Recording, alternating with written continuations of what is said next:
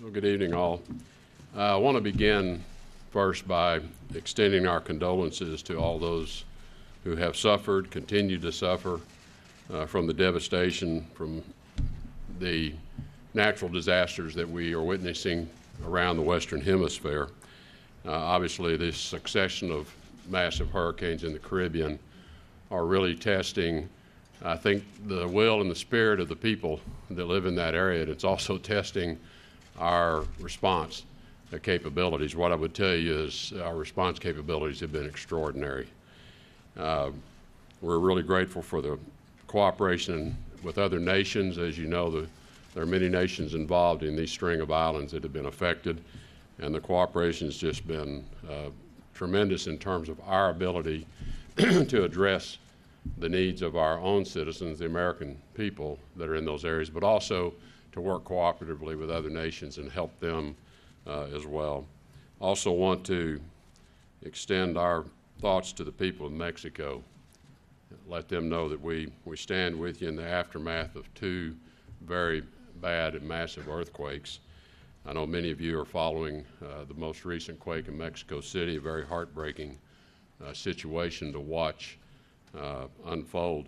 The President did speak to President Peña Nieto earlier today. He expressed his own deep concerns about the situation, also indicated, though, his immediate deployment of assistance to Mexico City of search and rescue expertise, a team, very large team of people who are trained for these specific type of circumstances. Immediately he deployed those towards Mexico City with heavy equipment. President Peña Nieto obviously thanked the President for that, said he welcomed and accepted that assistance, and the President assured him if there are other ways in which we can help, notwithstanding the fact that we're continuing to deal with some significant aftermaths of Hurricane Harvey, Hurricane Irma, and now to the extent we will be dealing with Hurricane Maria. This, I think, is a real testament to the relationship between the United States and Mexico. And again, our thoughts and prayers are with the Mexican people as they're dealing with this terrible tragedy, and again, ready to help them in any way we can. I know you want to get to your questions quickly, so I'm not going to make a long number of comments, just to make a couple of remarks. I did just come from a meeting of the parties responsible for the JCPOA, the Iranian nuclear deal. This was a ministerial level meeting that the EU High Commissioner convened so that we could have an exchange of views around the table of all the parties to the agreement as to how implementation is performing. It was not a technical discussion. It was a political discussion of the political aspects. So we had a very open and candid exchange of all of the parties to that agreement. I hope it was useful to others. I found it useful to hear their perspectives. I hope they found it useful as well. We clearly have significant issues with the agreement. The President's been quite clear and articulate as to his concerns about the agreement itself, the thoroughness of the agreement, the enforcement of the agreement.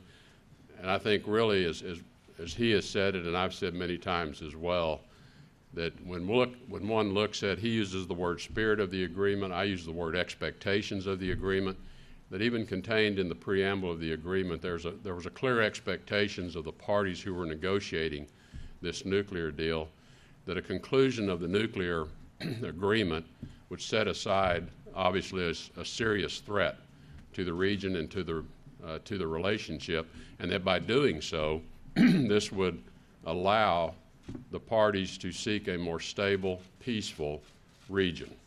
That was the expectation of the parties, and regrettably, since the agreement was confirmed, we have seen anything but a more peaceful, stable region, and this is the real issue, and that's why we talk about Iran defaulting on these expectations, because those expectations clearly have not been met.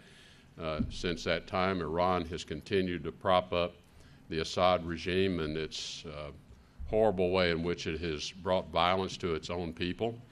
They have continued to engage in malicious cyber activity.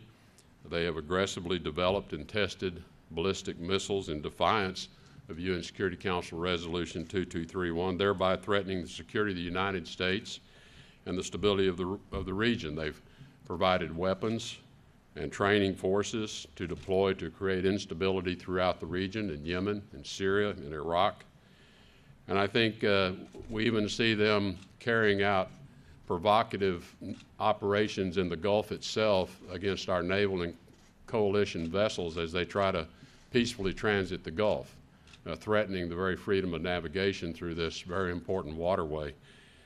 So I think it's pretty difficult to say that the expectations of the parties who negotiated this agreement have been met. Perhaps the technical aspects have, but in the broader context, the aspiration has not. So recently, the U.S. has taken action to counter those activities. As you know, additional sanctions were recently put in place to deal with the ballistic missile testing, the cyber activity, these other destabilizing activities, and we're going to continue to monitor Iran's activities, and we will take additional steps, none of which put us in any way contrary to our obligations under the JCPOA. We are fully compliant with the JCPOA. The activities we are sanctioning Iran for carrying out are not covered under the technical agreement of the JCPOA itself. But I think in particular, the agreement has this very concerning shortcoming that the President has mentioned as well, and that is the sunset clause, where one can almost set the countdown clock to when Iran can resume its nuclear weapons programs, its nuclear activities. And that's something that the President simply finds unacceptable. All of you are keenly aware of the circumstances we're dealing with North Korea. When we look at the history of North Korea's weapons development program, in many senses, we've seen this before. Agreements that just simply pushed it to another government, another administration to deal with. The President's made clear he doesn't intend to do that. In this case, he takes his responsibility in this particular matter quite seriously, and that is the reason he is very, very carefully considering the decision of whether we find the JCPOA to continue to serve the security interest of the American people or not. We expect Iran to fulfill its commitments. We're going to, until that time, we'll fulfill our commitments, and the President has the matter under consideration. So with that, let me stop. That's the most recent event I came from. There have been a number of UN-related events, and I'm happy to do the best I can to address questions you may have around the many, many activities that are going on. And I'm gonna allow Heather to referee for me. Thank you, sir. I'll start with Matt Lee from the Associated Press. Thanks. Mr. Secretary, the President said this morning that he had actually made a decision on what to do about the Iran nuclear deal, and I'm wondering, one, if you can share with us what that decision is, and secondly, about the meeting that you just came from. The European Foreign Policy Chief, Ms. Mogherini, said that all the members, all the parties who were there agreed that the deal is working and towards its purpose. And from what you said just now, you don't seem to fully agree with that. So is that characterization from her correct or not? Well, first, as to the President making a decision, as he indicated earlier, I think in a press avail or spray somewhere, that he had made a decision. He has not shared that with anyone externally. Prime Minister May asked him if he would share it with her, and he said no. So I think, as the President's always indicated, he will let you know when he thinks it's useful to let you know, and he doesn't share his forward planning with people. But he, I believe, has made a decision. With respect to the High Commissioner's characterization of the meeting, I think, again, it's important to think about, and I don't want to go into a lot of detail of our discussions out of respect for the way we agreed we treat those discussions. From a technical standpoint, the IAEA reports continue to indicate and confirm that Iran is in technical compliance of the agreement, and no one around the table took exception to that. the political side of the discussion is what I shared with you. And so I think the High Commissioner was reflecting the rigid and strict contours of the agreement itself. Alicia, Thank you, Mr. Secretary. You made the correlation between North Korea and Iran, so if I could follow up on that. First of all, you said the other day that North Korea was starting to show some effects of the sanctions. Could you expand a little bit on that? What are you seeing so far? And when you talk about the idea that you want an agreement with North Korea, and then you seem to kind of move the goalpost a little bit on Iran, I mean, I think your counterparts would say that yes, that the expectation was always there that this might, and the hope, I think, that Iran would improve its behavior, but that was never written into the agreement. And so what do you say to those that are concerned that why would North Korea make an agreement with the United States if it's going to go back on its word and it's on its agreement? And does this hurt the credibility of the United States in making deals in the future? Thank you. Well, I think in terms of an agreement that we would strike with North Korea would be of a very different nature than the Iranian JCPOA, which by its title is a joint commission plan of action. It doesn't even contain the word agreement in its title. And this is one of the challenges. So what we really have is a plan that then was agreed and memorialized. We would take a very different view of the nature of the North Korean agreement. And it is because while the threat is the same, it's nuclear weapons, the issues surrounding North Korea are very different than the issues surrounding Iran. Iran is a large nation, 60 million people. North Korea is a smaller nation, the Hermit Kingdom, living in isolation. Very different set of circumstances that would be the context and also the contours of an agreement with North Korea, many aspects of which don't apply between the two. So the threat's the same, but the nature of the agreements are going to be quite different in terms of what's necessary to achieve the objective, a denuclearized North Korea, and Iran that never pursues nuclear weapons. So the endpoints obviously are the same, but the elements that allow you to achieve that are very, very different. Dave Clark from I'm sorry on On the that. North Korean sanctions. We have some indications that there are beginning to appear evidence of fuel shortages. And look, we knew that these sanctions were going to take some time to be felt because we knew the North Koreans, based on information that the Chinese had shared with us and others had shared with us, had basically stockpiled a lot of inventory early in the year when they saw the new administration coming in anticipation of things perhaps changing. So I think what we're seeing is a combined effect of these inventories are now being exhausted and the supply coming in has been reduced. But there are indications that there are shortages of fuel in particular, and I think we will see latent evidence of the impact of the other sanctions that have been put in place. Dave Clark from AFP. Thank you. Mr. Secretary, this was your first encounter with the Iranian Foreign Minister, Mr. Zarif. How did that go? Given the deep concerns you have about Iran's behavior, do you think their officials are people that you can negotiate with? Well, the Iranian people, first let's talk about the Iranian people, are a very well-educated, very sophisticated population. So their leaders similarly are well-educated, very sophisticated, and Foreign Minister Zarif certainly is in that category. So yes, whether we can agree, that's another thing. We certainly have very different views of this relationship. And I think in many respects, one of the great challenges for us is coming to some understanding of what defines this U.S.-Iran relationship. Because it's not a particularly long-standing relationship. It's only been in the current relationship in place for about 40 years. It was born out of the revolution with our embassy being seized. It's been scarred by terrible attacks against our men and women in uniform enabled by Iranian capability. So this is it's a relationship that's never had a stable, happy moment in it.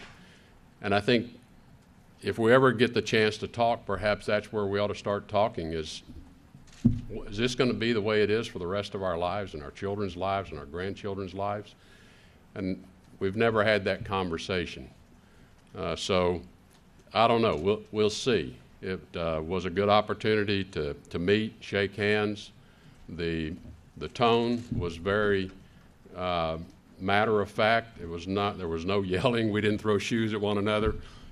It was not an angry tone at all. It was a very, very matter of fact exchange of how we see this agreement very, very differently. David Jackson, USA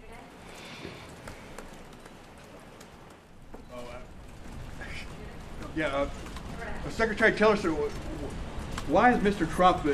Trump keeps suggesting that he's going to kill the Iran deal, but he won't tell us exactly what he's going to? Why is he stringing this out, and why is he speaking of the agreement in the way that he is? All in due time. Why not go ahead and say what the decision is now rather than keep people in suspense? Well, there is additional work that goes with that decision. So, I mean, yes, it's very easy to make a unilateral decision and say I'm doing it and then, let the cards fall where they may, let the dust hit the ground where it hits. But in terms of how do we want to prepare ourselves and others for a decision? So I think the president, I think he's going about it in the correct way. He's being very deliberative. He has heard he's heard the arguments from both sides. If no one wanted to make that argument, then someone would put that case together and say, but we have to think about it from this perspective. He's listened to all of that, and I think we've had sufficient time to get our own kind of direct understanding of this agreement and how it functions, and see how the implementation works, see how the IEEA works. And so I think the time has come for a decision to be made, and it is the president that has to make the decision, and he has really considered the input, thinking about it from all the angles. And so, I didn't know he was going to say today he's made a decision. I knew he had, but I didn't know he was going to say he had. So if he had just not said that, you wouldn't have been asking me this question. If he does recertify, what happens then? Mr. Secretary, thank you very much. President Rouhani said today there would be no alterations to the existing deal, and that it would be, frankly, a waste of time, he said, to talk to the Trump administration about a new one. He also said the Iranian people deserve an apology for President Trump's insulting UN address. All of this together looks like the atmosphere to diplomacy is getting worse. How do you respond to this? Well, first, as a long-time negotiator, I learned to never say never. And second, it always gets the darkest before you might have a breakthrough. So you think one is possible? As I've said to people many times, as the nation's chief diplomat, I better be the most optimistic person standing in the room. Final question, Jeff Mason from Reuters. Thank you very much. Mr. Secretary, if the President decides or has decided to end this agreement, one of your jobs, no doubt, would be to articulate that to some of your other allies who are pressing the U.S. to stay in. Have you laid the groundwork for that? And you said, let me just throw one more question. Okay. You said you had a matter-of-fact conversation with your Iranian counterparts. Can you envision having that kind of a conversation with North Korea? I'll take the second question first. I don't know whether I can have the same kind of a matter-of-fact discussion with North Korea because we don't know how their means of communication and behavior will be. We have very, very limited contact with their representative here at the UN from time to time. But how the decision maker or the people that are closer to the decision maker are going to behave is something we will have to understand and learn. So I can't really answer that question. The first part of your question was Reaching out to allies that yes. the U.S. Well, the allies have known because President Trump, this was it was talked about in his campaign. He's continued to talk about it every time we had to come up on the 90-day certification. He's talked about it. So we have been in discussion with our allies for quite a long time. And I have been in contact with my counterparts, including I've been in contact with heads of state that are signatories to the agreement. It was up for discussion when I was in London last week. So we've had a lot of exchange over how would they view this, how would this affect them. You know, one of the things that and I mentioned all these other activities of Iran that we think really do violate the expectation, and that we are sanctioning them for those. We also have been making the case to our allies that you share our concern about Iran's behavior. Please join us in sending that strong message to them, and you're not violating the agreement. And I think they are looking more carefully. I think there's been a bit of a hesitancy because of their commitment to the agreement to think about sanctioning some of these same activities. We believe they're now looking more carefully and seriously at that as a means to push back on this other behavior of Iran's that they agree with us is just simply unacceptable. So in the answer to your original question, there's been a lot of dialogue about it, a lot of discussion. So we've heard from them, and we've listened a lot to them as we've walked up to making our own decision. One last question, sir. We will make America great again.